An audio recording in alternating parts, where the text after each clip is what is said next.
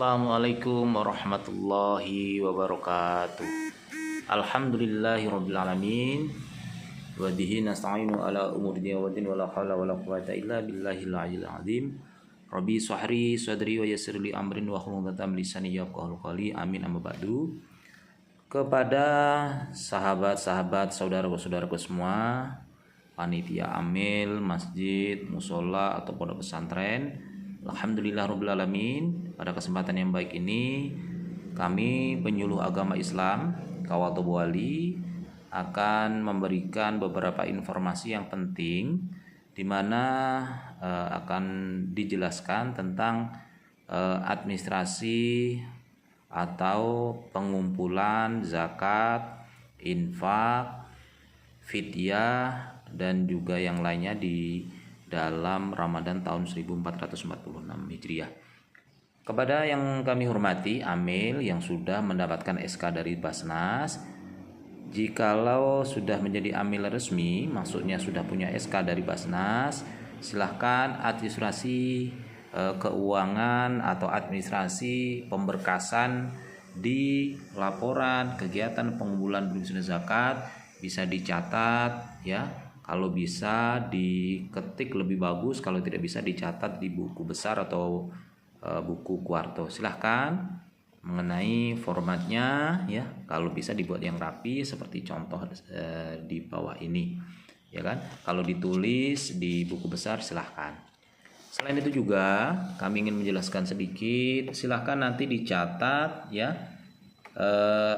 Di situ judulnya terserah, yang pasti intinya di sini adalah nama-nama muzaki atau orang yang berzakat harus ditulis rapi ya, rapi berurutan sehingga nanti akan tertulis sesuai dengan pos-pos yang sudah ada. Pertama adalah beras, zakat fitrah beras. Kalau seandainya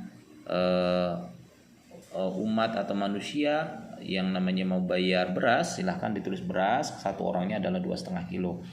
Kalau berupa duit sesuai dengan surat edaran dari Kementerian Agama adalah 40.000. Selanjutnya lagi di sini ada juga zakat mal.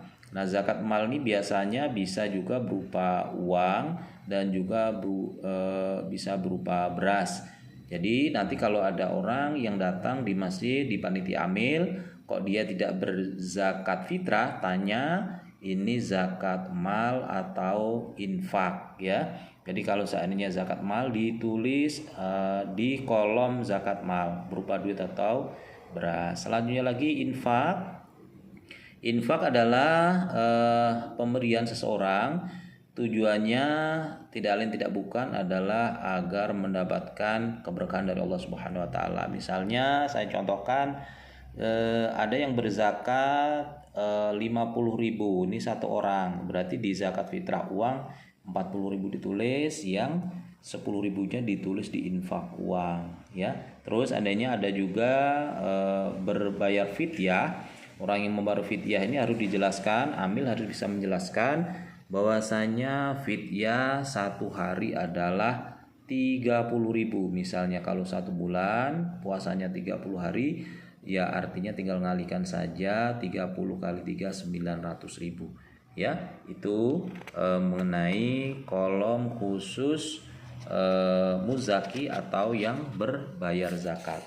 Selanjutnya lagi, ibu bapak yang kami hormati, jangan lupa kalau seandainya nanti sudah terekap semuanya, ini akan dilaporkan kepada KUA ya, rekapitulasi pengumpulan dan penyaluran zakat infak fidyah ya. Ini saya contohkan, misalnya di sini adalah Masjid Al Hidayah. Silahkan ditulis jumlah ambilnya berapa, jumlah pembayar zakatnya ada berapa berdasarkan yang kita tulis tadi, jumlah penerima zakat atau mustahiknya ditulis. Tentunya ini bermusyawarah dulu bersama dengan Pak RT yang punya wilayah ya, agar tepat yang kita berikan ya. Jangan sampai kita tidak bermusyawarah pada saat menentukan orang yang berhak menerima ini. Terus jumlah zakat beras berapa, uang berapa ya, sama seperti kolom total artinya ini.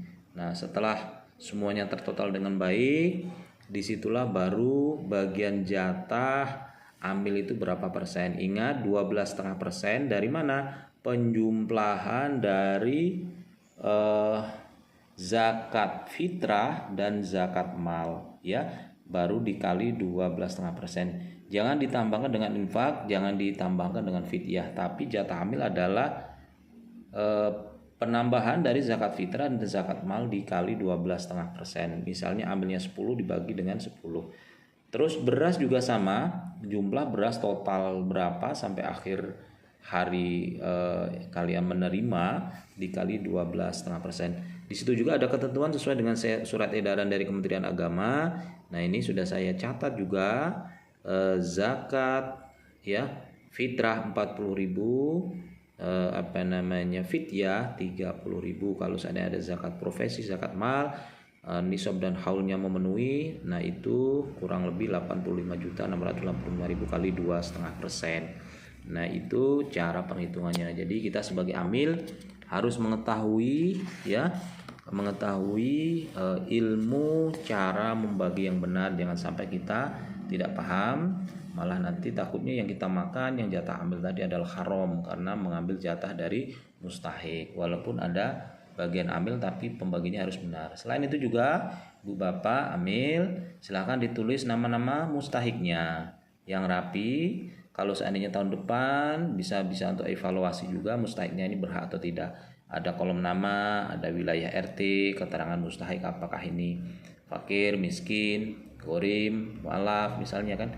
Bagian itu maksudnya di sini 2,5 kilo atau 10 kilo satu orangnya, silahkan ditulis yang rapi di sini. Ini sesuai dengan kesepakatan musyawarah panitia amil artinya. Ibu Bapak yang dirahmati Allah, mudah-mudahan apa yang saya sampaikan ini bisa bermanfaat ya. Ingat, panduannya ada surat edaran dari Kementerian Agama bulan Maret tanggal 6 kalau tidak salah. Nah, kita lihat ya betul tanggal 6 Maret.